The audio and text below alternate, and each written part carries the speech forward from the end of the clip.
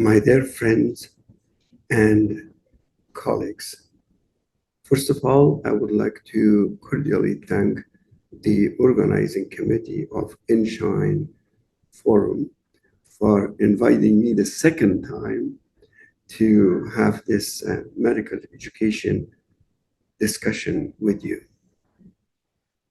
I feel privileged and honored to be part of this forum and would love to continue this maybe on person-to-person basis, not in virtual basis, at some point in the future.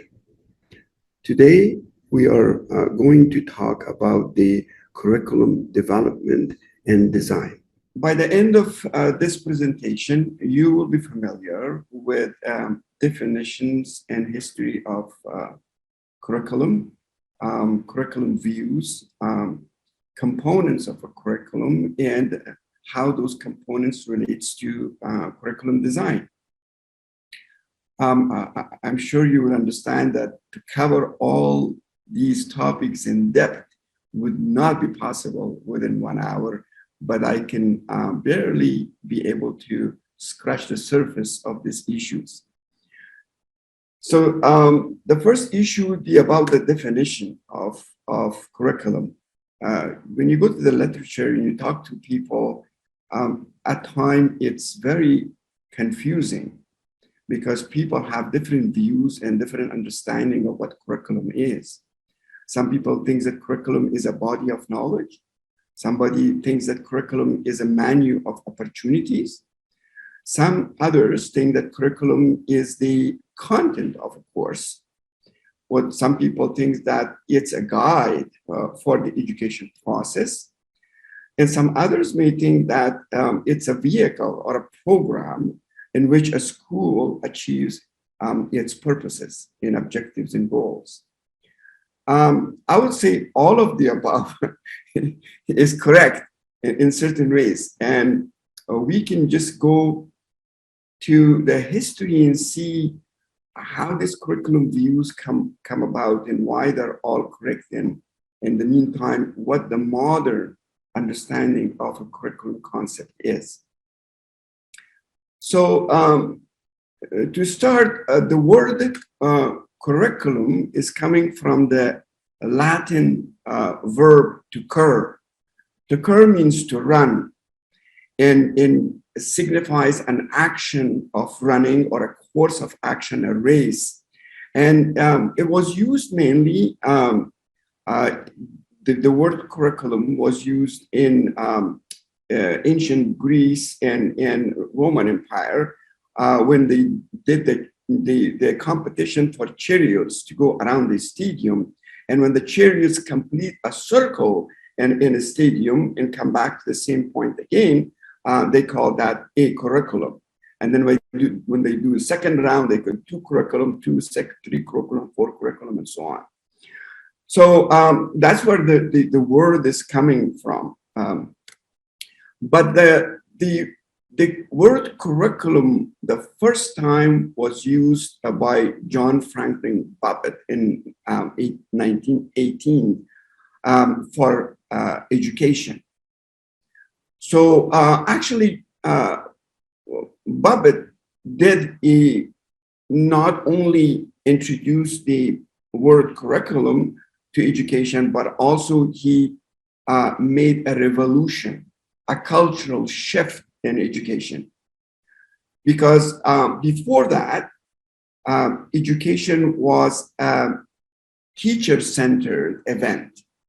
And the teacher was the ultimate decision maker, and the teacher will come to the classroom one day, and right there, he would make a decision whether he's gonna talk about this subject or another subject, or would take the students to the lab or give them assignments or whatever. So the teacher was the ultimate decision maker, and it was a teacher-centered education. Now, what Buffett said is that learning is a planned and guided process. We have to specify in advance what we are seeking to achieve and how we are going to go about it. So what it means is that he proposed to make the education process an organized process, which was before unorganized, and also to take it from teacher-centered to student-centered education. But nobody paid attention to Babbitt, unfortunately, up until 1949. Why? Is because he was trying to promote a culture shift, and it was not in the best interest of every teacher who had all the freedom to do whatever they want, and now suddenly they have to define what they're going to do today, what they're going to do tomorrow, and how it's organized and how it's assessed. So Taylor in 1949 brought the concept of the curriculum from Babbitt's work into life. As you remember, last lecture, we talked about the Sputnik revolution and all that in the 50s, 60s, and 70s. And I mentioned to you, you should remember that because it's a very important date. So this is a time when the concept of the curriculum become more and more into education processes in universities and schools and everywhere else. So at this point, people like Taylor and John Kerr, they identified specific issues. They say a curriculum should have a goal, and we should know what experiences the students should have, how to achieve those goals, and also we have to determine in the end whether the goals are achieved or not. So, so that's very brief about the word curriculum, where it's coming from, and who actually brought that into the education and how it was developed in the 60s and 70s. Now we're going to talk about the curriculum views. That signifies why there's so many different understanding and expression of what curriculum is in the definition of curriculum. The curriculum views are related to the Aristotle view of knowledge. Aristotle categorized knowledge into three disciplines. The theoretical, which is called theoria, the productive, which is called poiesis, and the practical, which is called praxis. So in relation to these views of knowledge, people have designed views of the curriculum. So there are four curriculum views at this point. One is the curriculum. Some people view curriculum as a body of knowledge, which relates to theoretical. Some people think curriculum is an attempt to achieve the outcome, which relates to productive. And some people that curriculum is the education process. It's what's happening in the classroom. And some other people think that it's much larger than the classroom. Curriculum as a process thinks about practical deliberation of education in the entire system. So now we're going to go and scratch the surface of each of these views of curriculum. So if people who views curriculum as a body of knowledge, they think curriculum is syllabus. They think the word curriculum is synonymous to syllabus. And syllabus actually is also coming from Greek word. It means a concise statement on content of a treatise or subject of a lecture or series of headings and notes. So it does not actually reflect the whole concept of the curriculum, because if you look at the concept of the modern curriculum, it has 6 important components. Component 1 is the needs assessment. Component 2 is learning objectives. Component 3 is content or syllabus.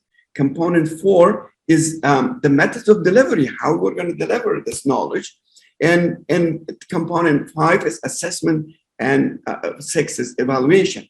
So looking into the modern concept of a curriculum, syllabus would not make it, because syllabus is just one part of the whole entire concept of modern curriculum. But people who looks at curriculum as a body of knowledge, what they do is they put objectives and contents as an most important value. They put value more on the content and objectives of the content. But they don't think that implementation of the content, which the education process, is that important. The second people who views curriculum as an attempt to achieve outcome, which we call it also productive, these are the vocational skill people.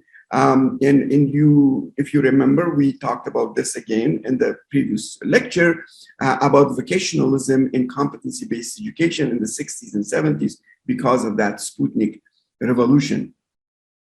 And what it entails, that education is seen as a technical exercise. So that in this view, that objectives must be set, a plan must be made, and then the plan should be applied and the outcome should be measured. So it covers most of the things that a modern curriculum is proposing. However, if you look at the highlights of the curriculum as a product, we can see that yes, it is systemic. It has an incredible organization power. It's also the objectives are behavioral, and the outcomes are measured, and it's very organized, and the results are evaluated in the end. So it looks like it's a very good method. However, there are some shortfalls in this method of curriculum as a product. And the shortfall will include mainly that a plan or a program assumes great importance. So once you made your plan, then you cannot move out of that plan. You have to stick with that plan. So what it does two very bad things to education. One is that it kills creativity. So the teacher cannot say anything more than it was written in the plan. The students cannot think. Action in the classrooms are not taking anymore, and there is no room for innovation. So, and also because of this greater importance of plan, we're overlooking the opportunities that may arise during a session, a process of teaching. And also, we have to understand that it's the education process in this system of curriculum as product, is not important. They don't pay attention into the educational process. And the nature of the objectives are mostly psychomotor.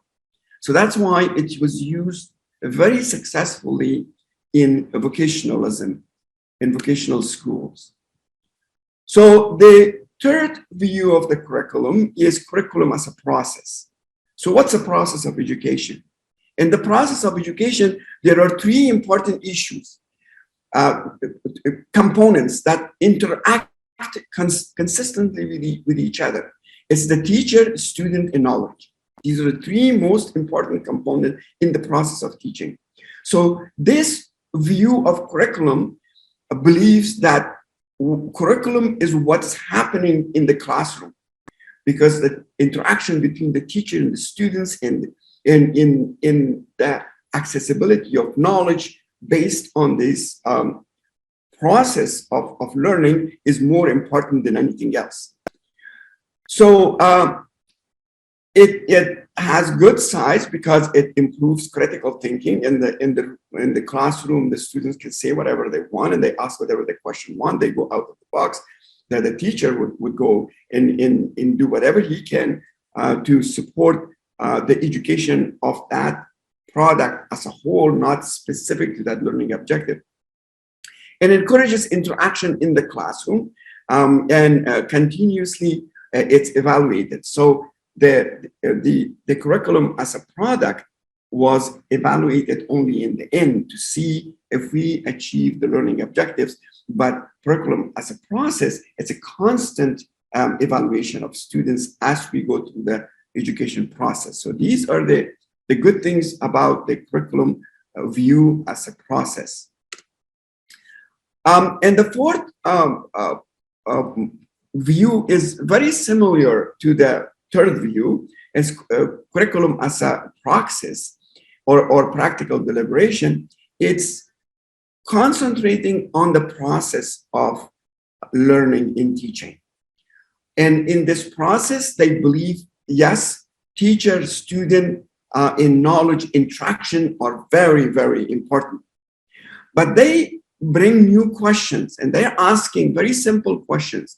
Yes, these three factors are important, but if a student has an empty stomach and hungry and a poor student versus in the classroom versus a student who is rich and had caviar in butter in the morning, would they learn the same? Would that have the same opportunity of interaction and learning?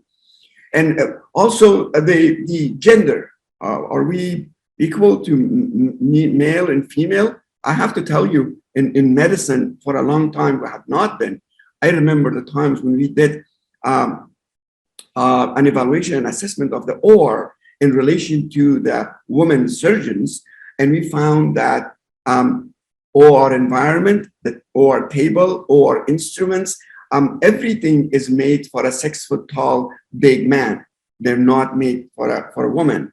And when you go there and if a petite, very smart and bright woman doctor would like to have a pedestal to climb, even the nurses would laugh at her, you know. So it's very uncomfortable. We found, our research found, is actually published, that it's very uncomfortable environment for females. So what it says that the economy, the relationships, when the student goes out of the school, and one student goes and works for another 8 hours, very hard work, and the other student goes into his home and sleeps, and after that, a tutor is coming and teaching him. Would that be the same environment? No. So what they're saying is that all these other factors that affects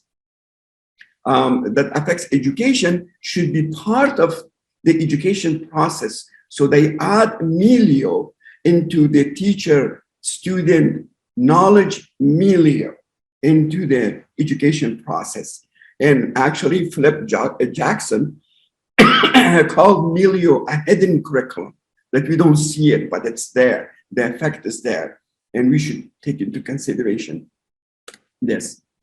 So curriculum as a praxis, mainly it is thinking about collective human well-being, and they put the emancipation of the human spirit in the center of the curriculum. So if you just go into the movements for education that was formed in North America, they are very much related to these curriculum views. So people who view curriculum as a body of the knowledge, the movement is the liberal educators.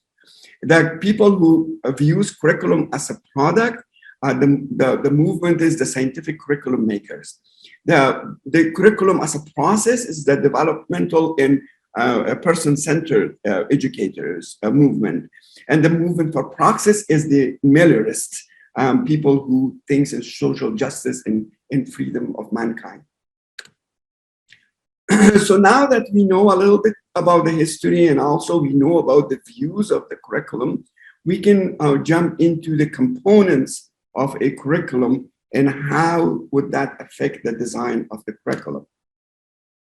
So as I mentioned before, the components of the modern curriculum includes needs assessment, learning objectives, content or syllabus, methods of delivery, assessment, and evaluation.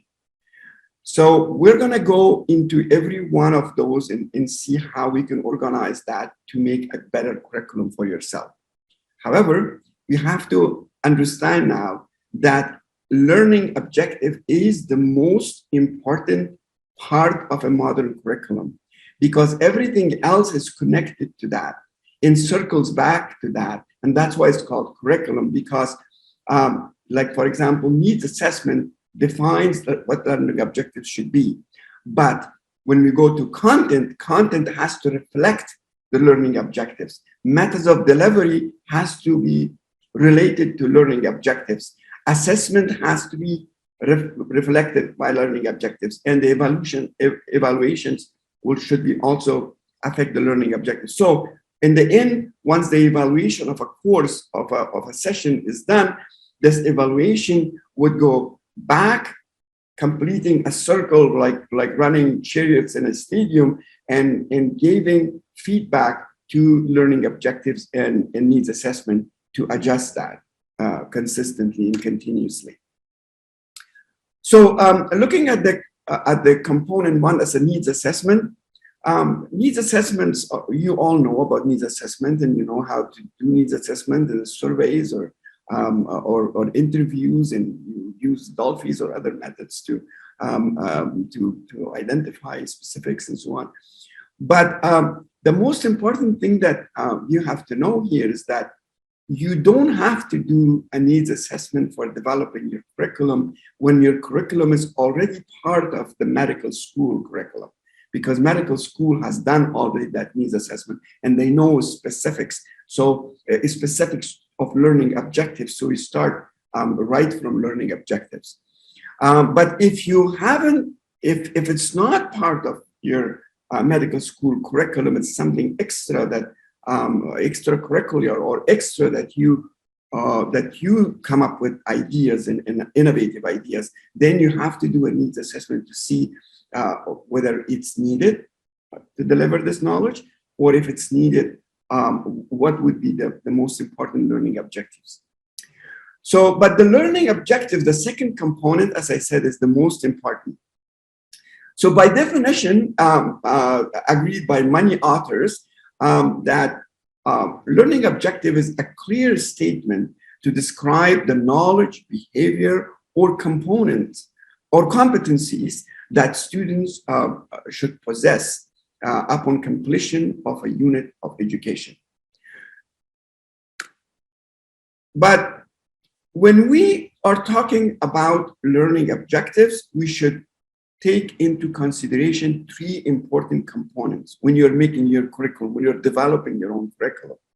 One is to see that your curriculum is student-centered, so it's not teacher-centered.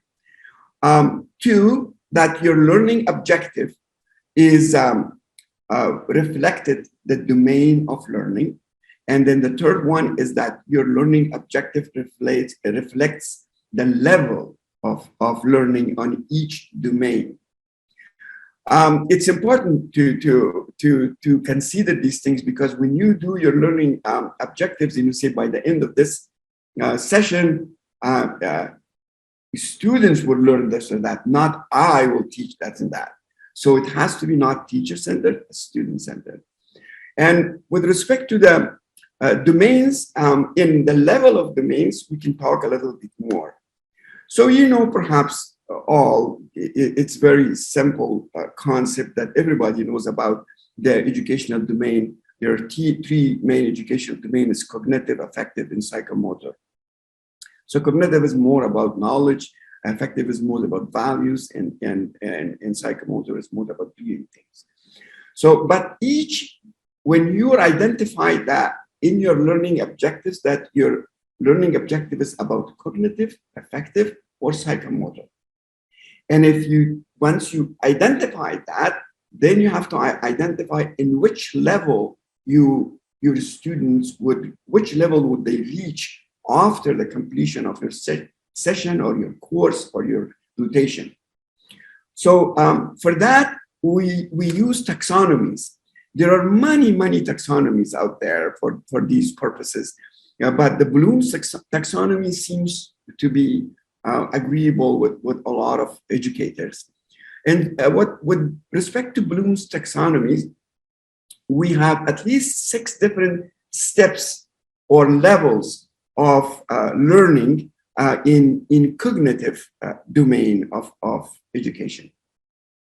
The first level is perhaps just knowledge, to memorize things and recall of information. And then the second one is comprehension. So you have to, do you understand the concept and can you say it back with your own words? And the third one is the application. Can you apply the knowledge you receive into solving problems? The third one is analysis. Can you analyze in compartmentalize all the information you received from your teacher? And the next level is that once you compartmentalize it and analyze it, can you synthesize it back? And can you make anything new out of it? And also, can you evaluate? So the highest level would be evaluation. So when you do your learning objectives, you have to mention, if it's a cognitive domain, you have to mention this by the end of this rotation, the students would comprehend or analyze or synthesize, so on and so forth. With respect to the affective, Bloom's taxonomy has 5 levels. Receiving information, and if students are paying attention when they receive information, or do they have respect for that information?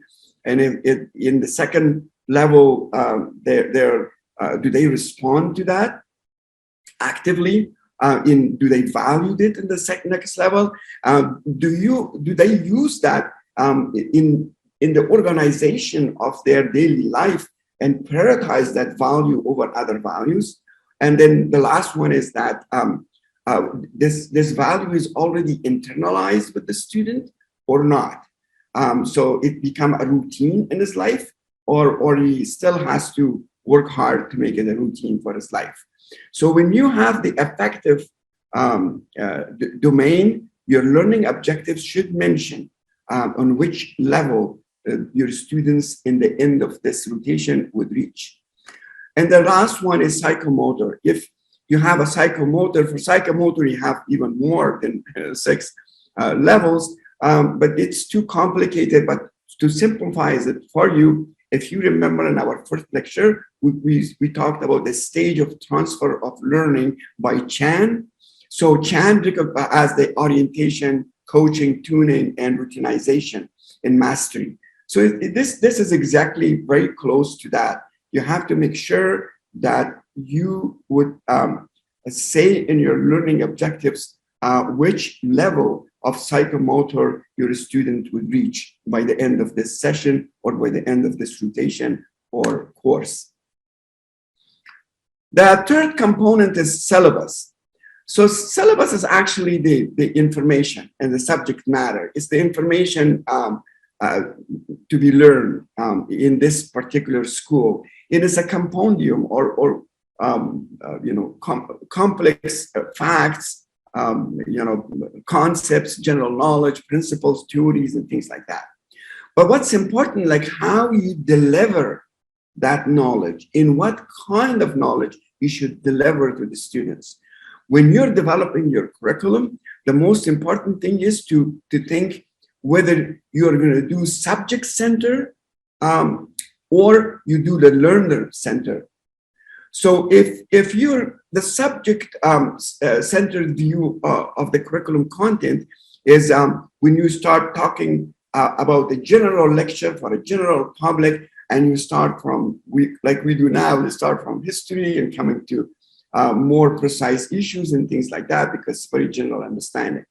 But when you are teaching something precise with a specific learning objectives that your school wants you to teach your students, then it's better to do a learner center, because you have a specific group of learners that to bring specific knowledge to them. They're not interested in the history. They're not interested in the concept. They're interested in how to do things, how to do the knot tying, how to do the suturing, or how to do the internal jugular vein, cut central, so money competencies that you're talking about, or any other things, cognitive or affective domain. So you have to make sure that for learner-centered, you give a precise information that reflects your learning objectives, but not general information. Where in subject-centered, you have to talk about more about general information.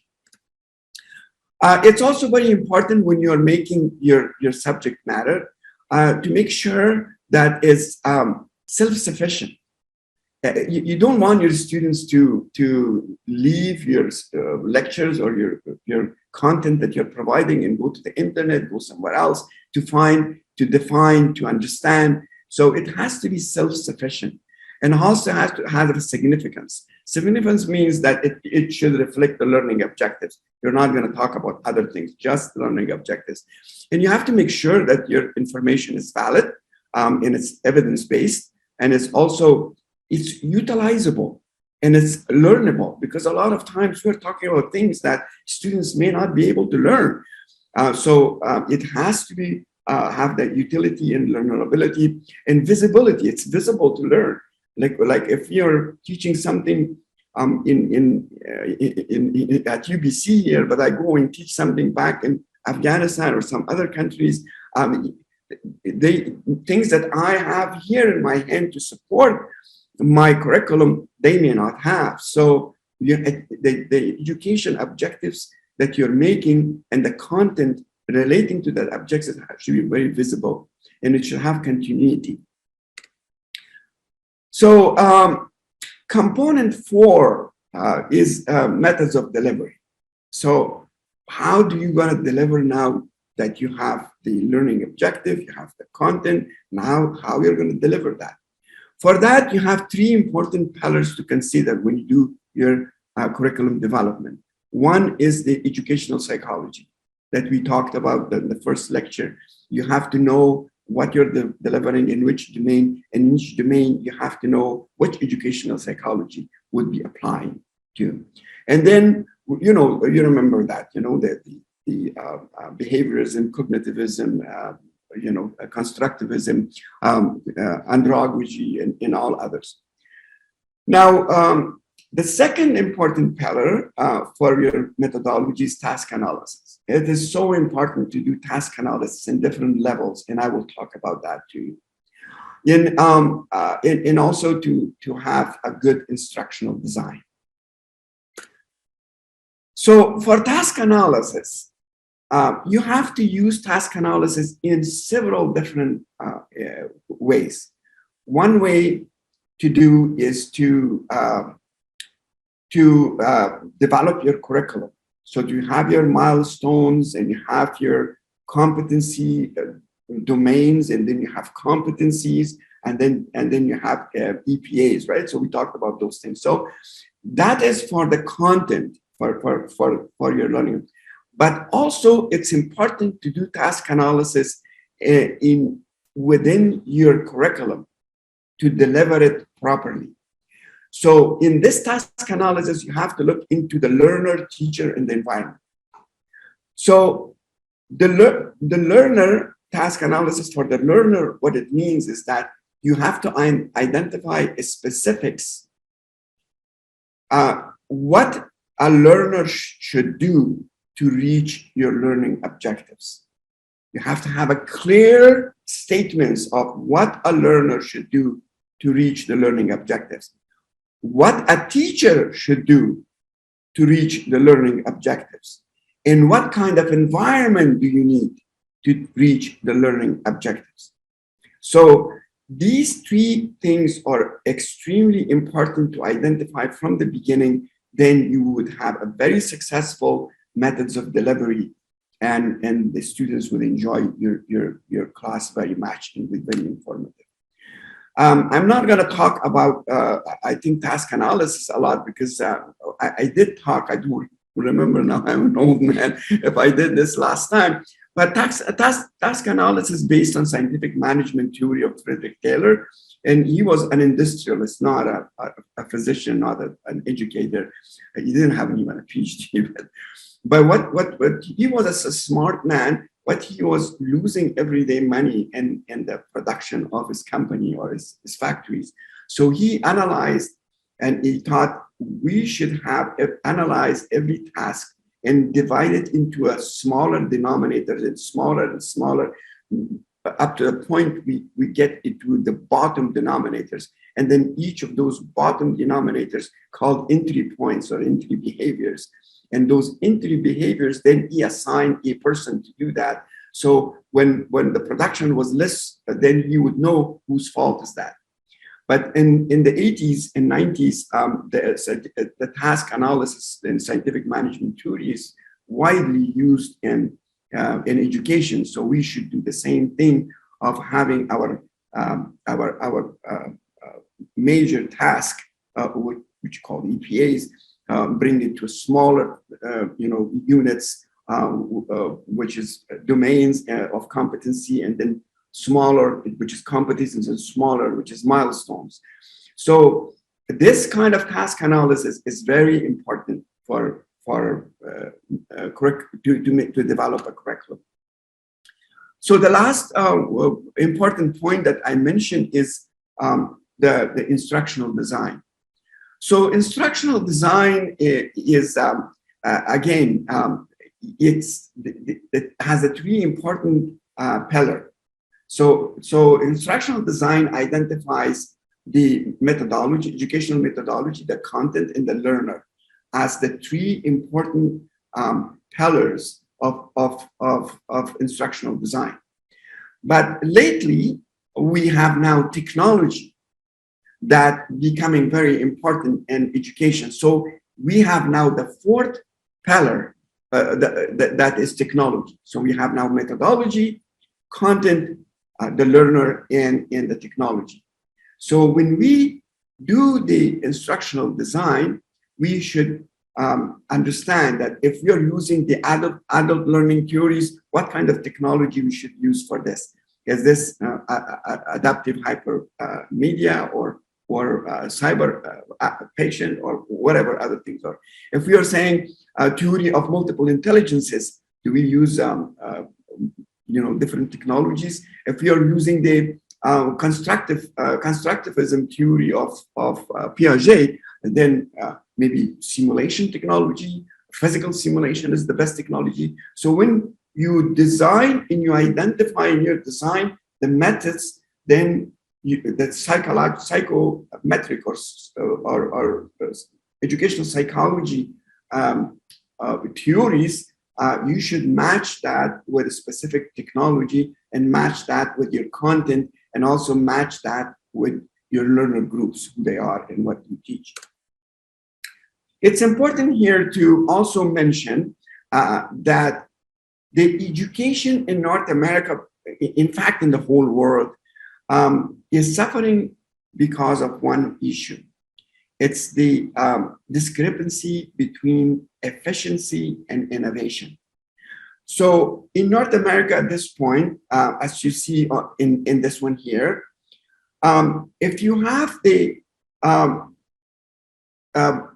if you plot the education versus efficacy versus innovation, the power of innovation and efficacy is exactly the same. This adaptation corridor is wide and is going up very nicely. So what it means that efficiency means examine, make sure that they know, make sure that they know this and know that and so on. So our system is based mostly on examinations. And when we don't leave much room for students to be innovative. You remember when I teach surgery, you teach some other things in the OR, and then a student tried to not tie differently or switch it differently. Hey, don't do that. Who taught you that? No. Do it the way exactly I do. So what it means that we're killing the innovative aspects of education, where we're not allowing the students to self-explore, you remember, according to Piaget. But so in the whole education environment in North America in particular, our education is more skewed toward efficiency than to innovation. It is very good in one way, is that students would learn, we would know exactly that they learn. It's very efficient, right? So we know what they learn, but they may learn everything we taught them, but if we not allow them to be innovative, when they go into the real world, they're going to fail because they cannot apply their knowledge into different situations and instances.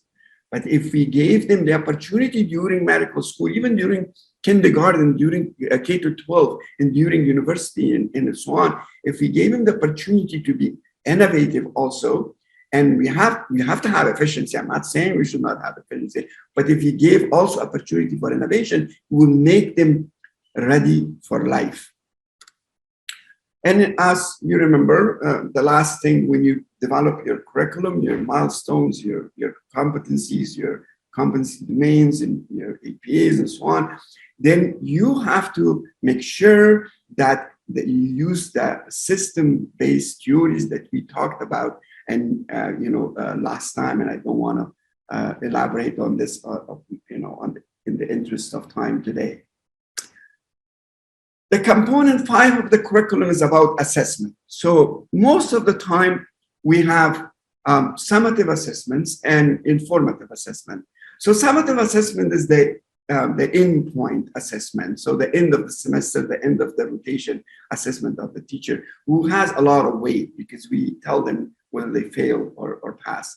Which is formative assessment lately become the most important assessment because you catch all the shortfalls of the student during the rotation or during the semester, and you help them, give them feedback to support them in different ways to reach the learning objectives. And in the end, you're going to have a much better crowd of students passing your courses than failing in learning things. So there are different methodologies. I'm not going to perhaps talk about those very much because it would take another lecture. And perhaps you all know that your assessment, we can categorize them in a system of knowledge and a system of performance. So with respect to the assessment of knowledge, you can choose whatever you want. You can choose a multiple choice questions, key features questions, and essays, and so on and so forth. But for the performance assessment, you can use a checklist, you can use a rating scale, you can use structured objective clinical examination, which is OSCE. Short cases, you can do 360 evaluation, you can do mini clinical evaluation exercises, or mini sexes, what we call. So you can use any of those in your curriculum, it will be okay. It's just to make sure that the methods of assessment that you're choosing reflects your learning objectives. So because in the end, why you're assessing because you want to know whether your student reach your learning objectives. Evaluation is another issue. Evaluation is mostly done to improve the quality and effectiveness and the value of the program or the teacher or the product that you're developing. So there are different type of evaluation. There's self-evaluation, there is reflection, there is teacher evaluation when the teacher evaluates students, student evaluation when the student evaluates the teacher, peer evaluation when the teacher evaluates the teacher or student evaluates the students, course evaluation, and also the whole entire program evaluation. But also it's important to take into consideration that CIPP is continuous improvement performance. This is the model so that closes that circle of curriculum from evaluation back into the learning objectives. So the continuous evaluation would make the system better and better and better in each circle.